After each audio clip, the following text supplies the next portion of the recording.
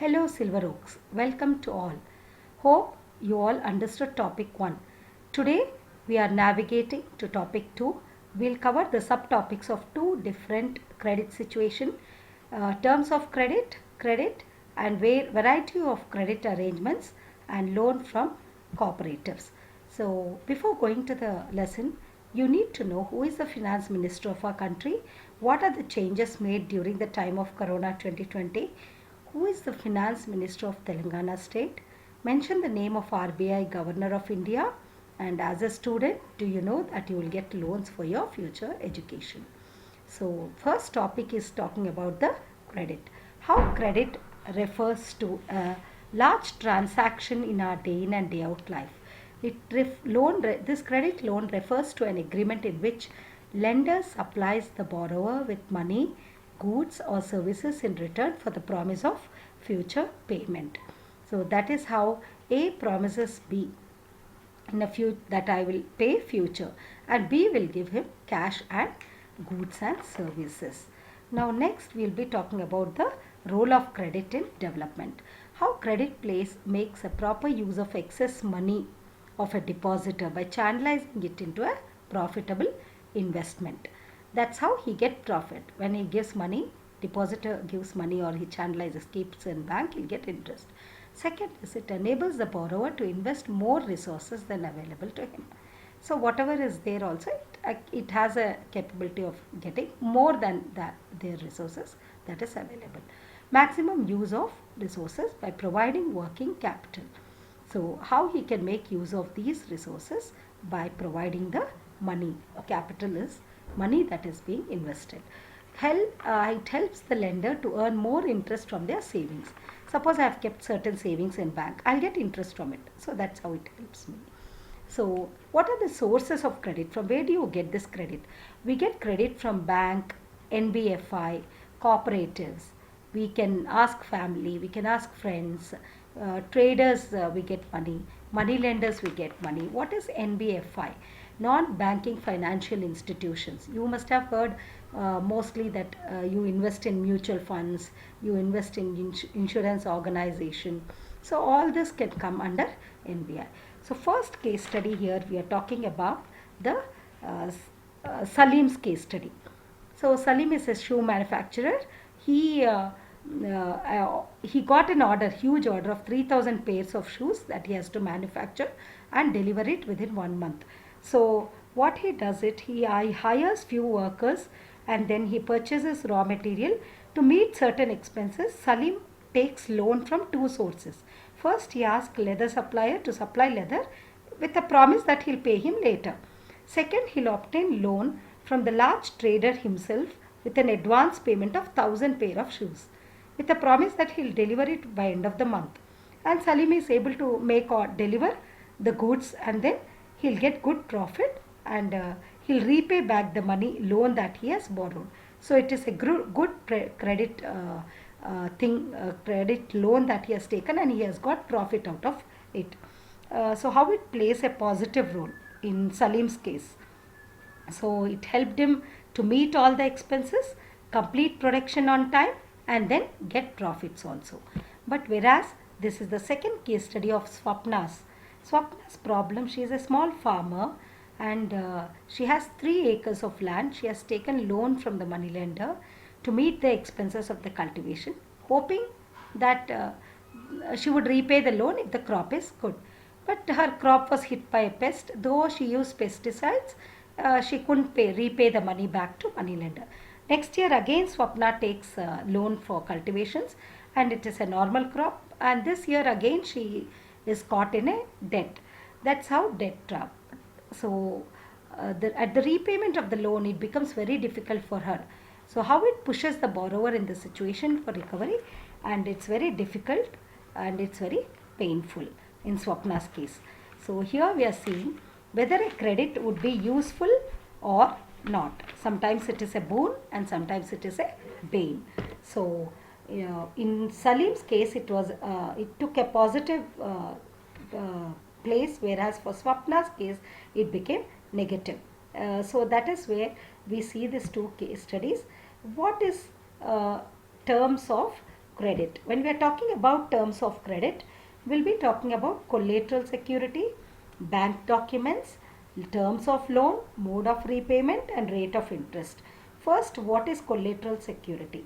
When we are talking about collateral security, it is the asset that the borrower owns, such as land, building, vehicle, livestock, deposits, bank, and uses this as guarantee to the lender until the loan is paid.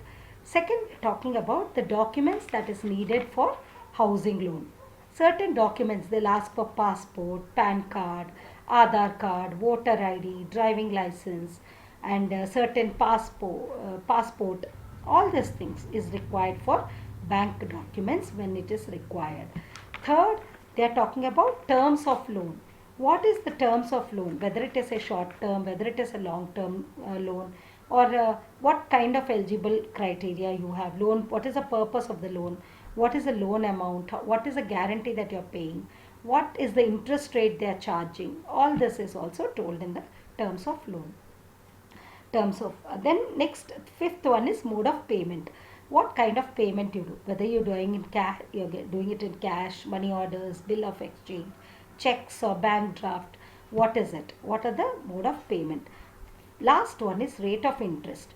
When we talk about the rate of interest, the rate of interest varies from one bank to other bank, like HDFC, ICICI, Axis Bank, PNB. So the FD interest rate, whether you are giving fixed deposit, whether you are keeping it for 1 year term, 10 years or 5 years. So depending on that, you will be getting your rate of interest. So do you all know without collateral doesn't mean without security. So you get fixed rate of interest, education loan is there, then you have flexibility in interest payment, all this thing. Now we are talking about the third case study of Megha's. Megha has a loan of 5 lakhs from the bank. She want to purchase a house. The actual interest rate of bank is 12% and the loan is repaid in 10 years in monthly installment. Megha had to submit the bank documents showing her employment records and salary before the bank agreed to give her loan. Now what the bank does, it retains back all her collateral paper of the new house. Once she pays all the money and loan with interest to the bank, then the bank will give her back the house documents. So what is the amount of loan that Megha has taken here? In this case, it is 5 lakhs. What is the duration of the loan? It is 10 years. What are the documents required? They want employment, salary records. What is the mode of payment? 12% interest monthly, which is deducting from her salary. Next, what is collateral house documents? So these are the things which we identify. Interest rate, collateral and the document required are the mode of repayment together, that is called as terms of credit, right? So the terms of credit is very substantial. Next, why are the banks not advancing loans to the poor? When we saw about Swapna's case, poor people do not have anything to offer as collateral. Banks are not available in many rural areas and banks do not consider poor people as credit worth. And poor people are ignorant and they find it very difficult to pay the amount. What are the sources in rural areas? Means from where do they get money? In rural areas, banks are there. People who are rich farm owners, they will go to banks, so 52%. Cooperative society is 27%. Other formal society is 18%. And money lenders are 30%. What is the importance of credit? What kind of loans will be given in rural farm areas and credit in urban areas? When you are talking about rural areas, the main demand is crop rotation. How they have they consider this cost of seeds, fertilizers, pesticides, water, electricity. These are the inputs that the farmer needs. So he'll take all this and then he'll repay the loan after harvest. In credit in urban areas, the poor takes 85% of credit in informal sources and 18% from banks and formal sources. So here again there's a difference between formal and informal. Rich take more than 90% of loan in from bank. So here we see how the credit distribution happens. Again we are talking now about three different case studies. First we'll talk about Shamal's case study, who has 15 acres of land. He would borrow money from the village moneylender, and he would at a rate of interest of 5%. Then Shamal has been borrowing from their agriculture trader also. This is the second loan that he is taking at the interest of 3%. So before beginning of the crop, the trader also supplies farm inputs. So what he does is he repay he's he the trader applies the farm inputs to on credit, and he had to repay it to the crop when it is ready for harvest. So the trader will make certain agreement with the farmer. Okay, when the crop is ready, you give me all the crop. Immediately after harvest, there'll be a low price for the crop. So he'll purchase all the crop, and then the trader will sell it later at a higher price. So trader will get profits. Now the second case study is about the Arun, who is supervising work in a farm laborer. So Arun also has 7 acres of land, and he receives a bank loan from the cultivation. A loan of 8.5% can be repaid at next 3 years. Arun he plans to repay the loan by selling a part of his crop. Then he intends to again take his crop like potato in a cold storage. So again he applies for fresh loan. So bank against the cold storage, bank again offers facility to the farmer how they can take crop loan from them.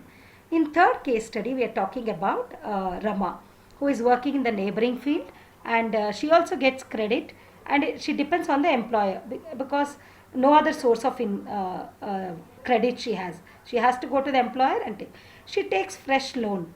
She can't repay it back, and the landowner also doesn't treat her well.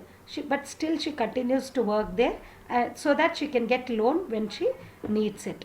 So these are the three different case studies that we have seen for variety of credit arrangements to be made in that particular village. Now what is the credit arrangements? When we are talking about credit arrangements, we talk from where do they get loan, these villages. So the working of cooperatives and the people of loans from cooperatives. Beside that, there are other sources of cheap credit in rural areas. We told about the cooperative society. The members of this cooperative society pool their resources in certain areas, and they form these farmers cooperatives, weavers cooperatives, industrial cooperatives. So one such example is Krishak cooperatives. Functions of villages, it varies from, it has 2,300 farmers as members. So here we are talking about this cooperative, how it accepts deposits from the members, how it using the deposits as collateral, the cooperative obtains large loan from the bank. The loan amount received from the bank is used as funds to provide loans to the members. So once the members repay the loans of this bank to the bank, a fresh loan is taken from the bank. So the cooperative provides loan to its members for purchase of agriculture implements and fishery loans to construct house and other expenses. So by this we have completed topic 2, and hope you all understood the first part of the second part of the topic, money and credit, and enjoyed learning. Keep doing the class task given. Happy learning. Thank you.